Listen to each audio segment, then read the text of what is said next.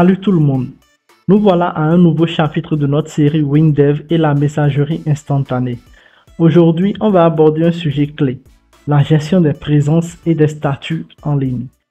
Voici notre interface finale. Vous pouvez voir ici deux utilisateurs en train de discuter, José et Marc.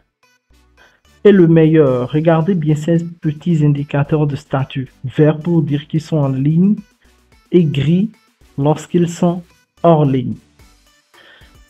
Soyez attentifs, lorsque cet utilisateur Marc va se déconnecter, son statut passera automatiquement au gris quand il n'est plus actif. Alors nous allons déconnecter Marc. Vous pouvez voir que Marc est passé automatiquement au gris. Vous êtes intrigué? Vous voulez essayer cela avec vos amis et collègues? Rien de plus simple. Téléchargez un setup depuis notre section Release GitHub et voyez par vous-même, comme d'habitude. Le lien est juste là dans la description. Maintenant, plongeons un peu plus dans la technique. Comment avons-nous réussi à mettre en place cette fonctionnalité? Regardons le code pour comprendre le mécanisme derrière ces indicateurs en temps réel. Alors, exactement comme les messages, nous avons ajouté de nouvelles fonctions de souscription. Nous avons le topic statut existant pour récupérer la liste des personnes qui sont déjà connectées à l'application et leur statut, et le topic statut pour simplement dire que lorsqu'on reçoit une requête, un message sur le topic statut, on peut l'afficher.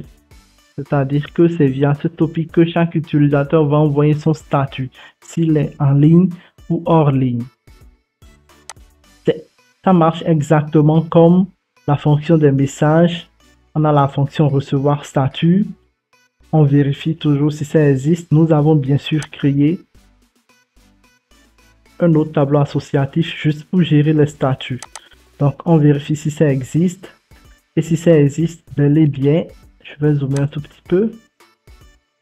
Si ça existe bel et bien, alors on exécute la fonction. Mais cette fois-ci en envoyant un utilisateur et non pas un message. Ensuite, dans notre fenêtre chat ici, nous avons ajouté une zone répétée pour gérer la liste des utilisateurs. Nous avons créé une structure utilisateur que nous appelons SC utilisateur adapteur. Adapteur pour dire que nous utilisons le Patreon adapteur, simplement pour adapter l'utilisateur à la structure dont on a besoin pour l'afficher. Vous pouvez voir que ici on a rajouté la couleur pour pouvoir gérer la couleur de cette forme circulaire. Nous avons aussi rajouté un tableau d'utilisateurs qui va nous permettre d'afficher les utilisateurs et nous faisons un nouvel écoute sur le statut d'un utilisateur via la fonction écouter statut qui cette fois-ci référencie ce tableau associatif et on lui passe cette fonction écouter statut utilisateur de notre fenêtre de chat. Cette fonction, qu'est-ce qu'elle fait? Elle s'assure qu'on est dans le bon topic, puis elle parcourt la liste des tableaux d'utilisateurs. Si elle trouve un utilisateur par son ID, alors elle met à jour son statut et elle met à jour sa couleur via cette fonction. Cette fonction, elle permet de définir une couleur en fonction du statut. Lorsque le statut est -1, alors c'est gris, 0 pour orange, c'est-à-dire que la personne n'est pas vraiment à côté de son PC, et 1 pour du vert. Par défaut, on envoie du gris pour gérer les cas d'erreur exceptionnelles. Puis, on marque que l'utilisateur a été trouvé pour ne pas avoir à l'ajouter. Ainsi, si l'utilisateur n'a pas été trouvé, on gère son statut, sa couleur de statut et on l'ajoute. Et comme avec les messages, on affiche le statut dans la zone répétée en faisant simplement ceci. Parce que la zone répétée, son contenu est déjà relié à notre tableau JTab utilisateur adapteur. Le nom est relié à la variable nom, au membre nom de l'utilisateur et la couleur de la forme est reliée au statut de type couleur. Vous vous rappelez, on a ajouté un nouveau type couleur, un nouveau membre statut de type couleur ici, pardon. Donc voilà un peu comment ça marche en gros. Maintenant, dans le traitement de fin d'initialisation de la fenêtre, nous assignons à notre utilisateur actuel le statut en ligne. Vous pouvez voir qu'on a rajouté 3 fonctions ici, statut distant, statut en ligne, puis statut hors ligne. C'est aussi simple que ça. Donc, nous lui assignons le statut en ligne et nous publions son statut. Publier son statut revient juste un peu comme les messages à appeler la fonction publier statut ici et à envoyer notre utilisateur avec son statut sur le topic statut. Puis, on demande les statuts des utilisateurs existants parce que il se peut qu'il y ait déjà 10 utilisateurs, par exemple, qui soient connectés au forum avant nous. Donc, si nous ne demandons pas, nous ne les verrons pas. Donc, on publie sur le topic de demande de statut existant. Ici, vous pouvez voir, voilà, la liste des utilisateurs existants. Donc, qu'est-ce que cela aura pour effet? Cela aura pour effet, si vous vous rappelez, dans les souscriptions, ici,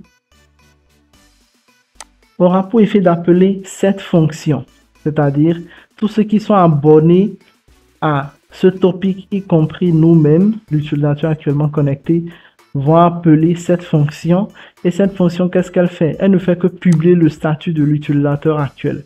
Donc, tous les utilisateurs connectés vont recevoir cette demande et vont publier leur statut actuel. S'ils sont déconnectés, ils le publieront. S'ils sont en ligne, ils le publieront, ainsi de suite.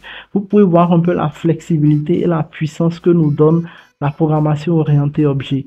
Cela aurait été un peu très compliqué, très complexe de le faire sans programmation orientée objet.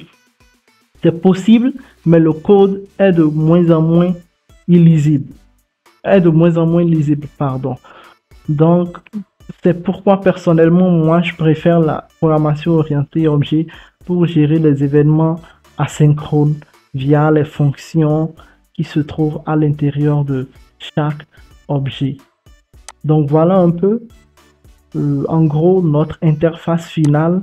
Elle possède donc une zone pour afficher les utilisateurs et leur statut et une zone ici pour afficher nos messages comme d'habitude.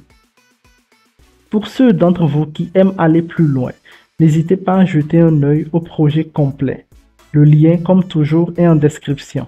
Et n'oubliez pas, si votre version de WinDev est antérieure à la 26, vous pouvez toujours accéder au code car tout est exporté au format texte sur GitHub. Vous n'avez donc aucune excuse pour ne pas jeter un œil. Voilà, c'est tout pour ce chapitre. J'espère que vous avez apprécié. Si c'est le cas, n'oubliez pas le petit pouce, partagez et abonnez-vous pour ne rien rater.